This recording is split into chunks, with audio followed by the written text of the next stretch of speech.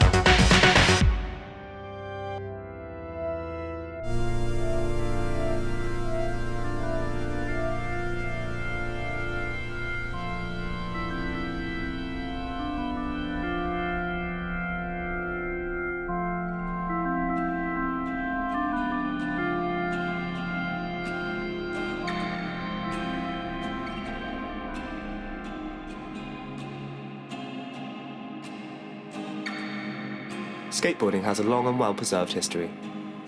The creation of skate videos and photography played a pivotal role in the evolution of the sport. New tricks, skaters and spots were all shared through these mediums, and the ones that echoed the loudest became part of the culture. A standout video part could be the difference between working a regular job and becoming a professional skateboarder. The United Kingdom has enthusiastically embraced skateboarding since its early days in the 1960s and 70s. Developing a unique style shaped by the country's historic architecture, narrow streets, and unpredictable weather. Initially a small scene, it steadily grew thanks to DIY skate parks and underground events. Although skating had a slow start in the beginning, the dedication of those early skaters fostered a British edge that has since blossomed into one of the most vibrant scenes in the world.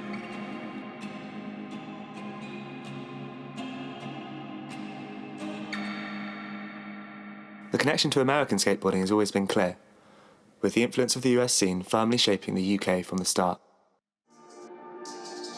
The UK has produced a fair number of skateboarding superstars over the years. People like Geoff Rowley, Tom Penny, and Ben Raemers. All skaters with undeniable talent who managed to forge careers for themselves in a difficult industry. For most UK success stories, the path to success meant leaving the UK's rough streets and wet weather to chase perfect rails and sun-drenched concrete in California.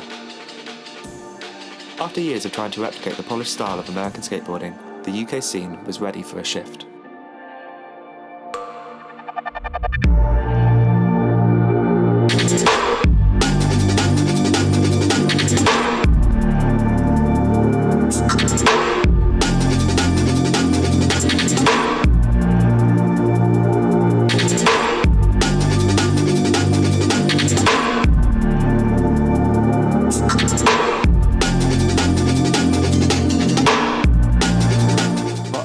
Brands like Flip succeeded by adopting American aesthetics.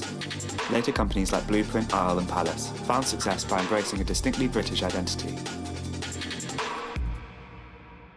In recent years, this identity has been masterfully captured by skate filmmaker Jacob Harris.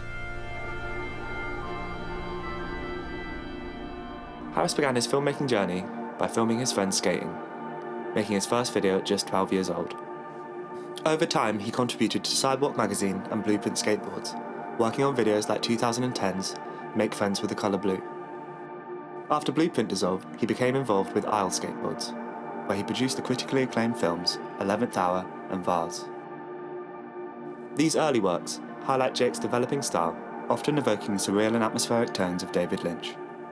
This distinct approach set him apart, laying the foundation for his future projects.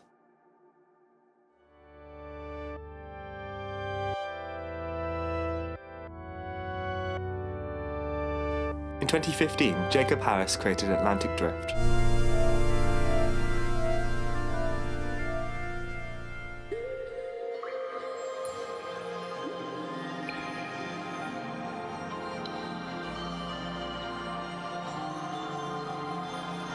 Unlike most videos that tend to focus on a team representing a single brand, Atlantic Drift felt like a return to the classic style.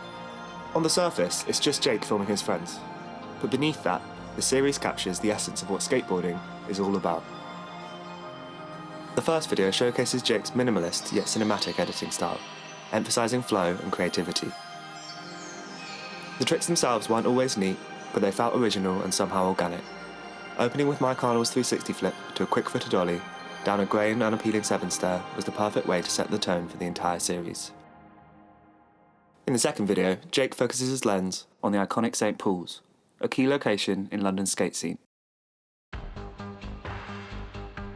This is also an example of Jake narrowing his focus further to bring Tom Knox to everyone's attention. I was like, alright, I'm going to try and make it so this guy can be like as secure as possible in the only way I possibly can. So he did this thing and I was like, put his face at the beginning, like with Tom Knox, so that people like saw his face. In total, there are 60 tricks in the video, 32 of them performed by Tom. We had of course been introduced to Tom before, in his part in Vase, as well as in that video with Nick Jensen on Tony Hawk's channel. Yes, Jake. Alright. So this is Tom Knox, best UK star on the aisle. Despite already being aware of Tom, Atlantic Drift is the first time that many of us really understood him. His long lines and techie footwork were supported by a fluent communication within a challenging urban landscape. In the 11th iteration of Atlantic Drift, we focus more on Tom while being taken through a COVID-restricted London, which in hindsight is a perfect fit for the ethereal and dreamlike reality that Harris portrays so well. While the early Atlantic Drift videos had a strong London focus, the series soon expanded to include renowned skateboarding cities like San Francisco and New York, alongside more unexpected locations like Bangkok, Moscow and Athens. Perhaps the drifters' experience of skating on cobbled streets and chipped curbs has given them a unique adaptability in their skating.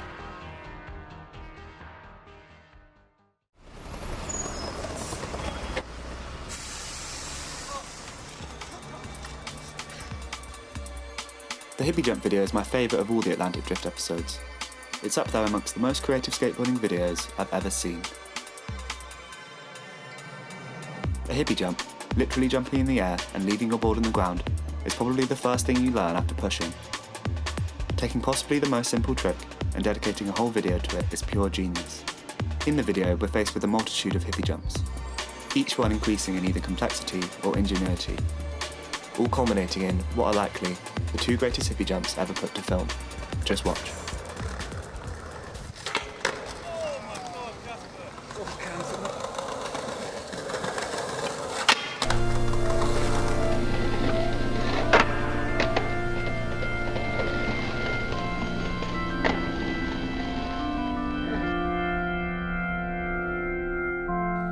Watching Atlantic Drift for the first time, and seeing the positive reception from often sceptical American skaters has maybe created an unfamiliar sense of patriotism for some. Where British skateboarding once seemed like a rough imitation of Californian style, Atlantic Drift showed that we had finally carved out something for ourselves.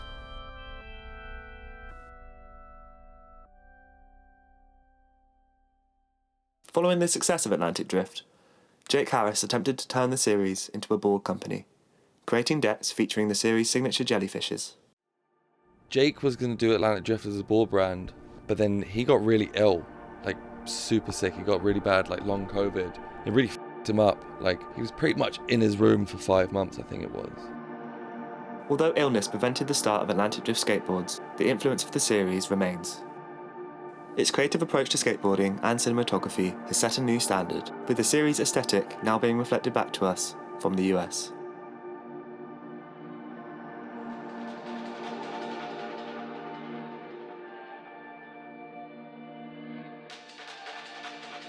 The fact that Atlantic Drift alumni Casper Brooker is now a pro on Baker speaks volumes about the series' impact on even the most influential American skaters and companies.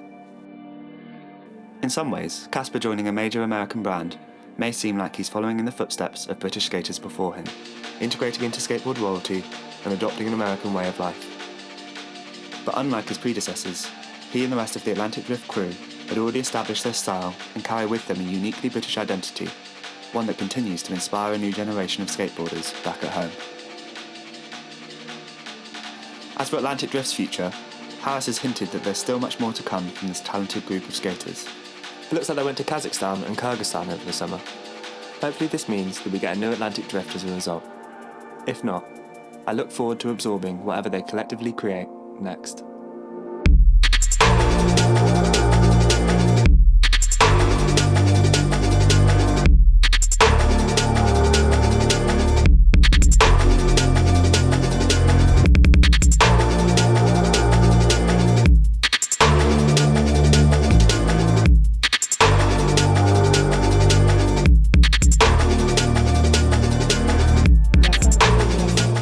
Thank you very much for watching.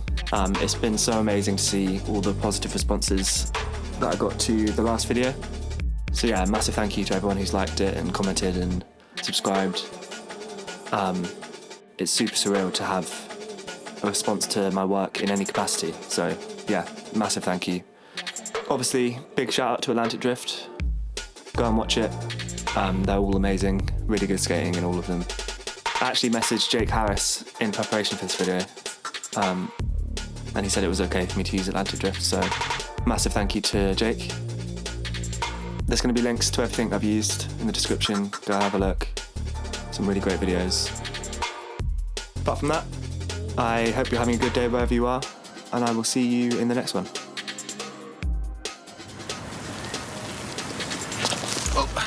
Well, they tell me it's great fun when you get the hang of it, but believe me, skateboarding is considerably more difficult than it looks. In fact, it can be quite dangerous, and certain cities and states of America and Australia have already banned it from their streets. And our safety organisations in this country are getting equally concerned, because it seems that skateboarding, if not done in the right places, can be a killer.